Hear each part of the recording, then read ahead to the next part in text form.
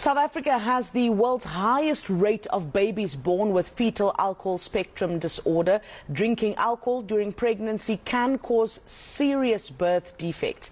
As the globe marks World Alcohol Awareness Day, the DG Murray Trust is intensifying its campaign to highlight these dangers. Joining us live is Dr. Busi Kabane-Baily, Innovations Director at the DG Murray Trust, who leads the Hold My Hand and Rethink Your Drink campaigns. Doctor, good morning. Welcome to ENCA. It is a very important conversation and quite concerning because South Africa has the highest rates of fetal alcohol spectrum disorder. Doctor, what makes our communities particularly vulnerable to this crisis? Good morning, and thank you for having me today. So essentially, South Africa, like you said, has the highest rate of fetal alcohol spectrum disorder in the world. Translated into numbers, that is 1 in every 15 children has fetal alcohol syndrome disorder. And how this comes about is it's historical. As we know, during apartheid and colonialism, the dope system entrenched excessive alcohol use. Beer halls were used to oppress communities during apartheid. But even in modern days times, a lot of alcohol is used excessively because it's portrayed with an aspirational lifestyle. And the issue is that a lot of women of childbearing age find themselves as excessive alcohol users and are unable to stop when they fall pregnant, and that impacts their unborn children. You're calling for quite bold measures, Doctor, like banning alcohol advertising and introducing minimum unit pricing. How would these practically reduce harm, especially in poorer communities? I'm sure. So I think us at DGMT and Hold My Hand and Rethink Your Drink realize that the burden of shifting this issue does not sit squarely with mothers or women who want to become mothers. It's an issue that the community at large has to grapple with. And we also recognize that it's not just an issue of behavior, it's a systemic and structural issue. And so at Rethink Your Drink, we are essentially arguing that because alcohol brings so much health harm to us as a society, they should be taxed for the harm that they bring. And so it's really a call to our lawmakers and decision makers to act on this. The Liquor Amendment Bill has been sitting in Parliament for 9 years now.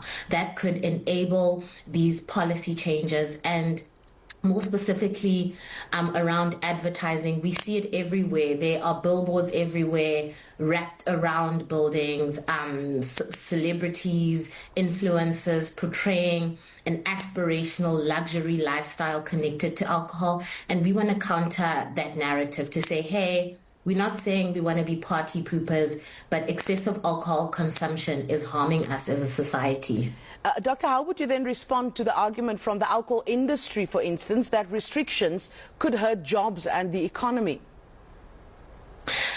So I think the way I would respond is, what is the value of a life in South Africa? So how many rands would we attribute to a life? But I guess more specifically, our proposal around minimum unit pricing actually will increase revenue for particularly smaller businesses that sell. And so we're not saying that alcohol should be banned in total. We're saying that it should be better regulated. And currently where things are, people are drinking excessively, and it's causing a burden on our society in terms of deaths attributed to alcohol on our roads, in terms of GBV, in terms of fetal alcohol spectrum disorder, in terms of the economic burden that it holds. And we're just saying that the alcohol industry has to be accountable for the harm that alcohol is putting on our society. And when you say people are drinking excessively, Doctor, the sad reality is that these are not just grown-ups we're talking about. Teenage binge drinking is also highlighted as a major driver of harm. What more do you think families, schools and communities can do to break the cycle of teenage binge drinking? Sure, you're absolutely right. And I think what a lot of people don't realize is that teens are actually still developing in terms of their neurological development. It only comes to sort of full fruition at age 25. And so there is serious physical health harm that is being inculcated when young people drink. And again, this curbing of excessive alcohol consumption, like you're mentioning, South Africans, we drink when we're happy, we drink when we're sad, at a wedding we drink, at a funeral we drink, at a braai we drink. I think it's time for us as a community to reflect on how much we're drinking. It's excessive amounts. It's harming our children. It's harming our physical health. It's breaking up families, causing discord in homes. It's creating violence in communities. And that's why we as a community and our lawmakers have to take a stand at this stage.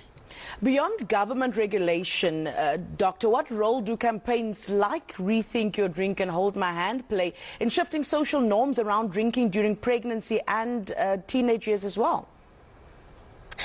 So essentially our role as Rethink Your Drink is we want to present to you the scientific evidence in a language that you can understand, in a language that's relatable to the everyday South African. But more than that, we are trying to build up these conversations in our community, because I do think it's something we have to confront. But more than that, we are trying to shift hearts and minds to say, too much alcohol is harming us. I really do appreciate your time, and Doctor, you're absolutely right. These conversations are so important. We'll continue to have them as we try to shape our nation. That was Innovations Director at the DG Murray Trust, Dr. Busi Kabane-Baily. We appreciate the doctor's time.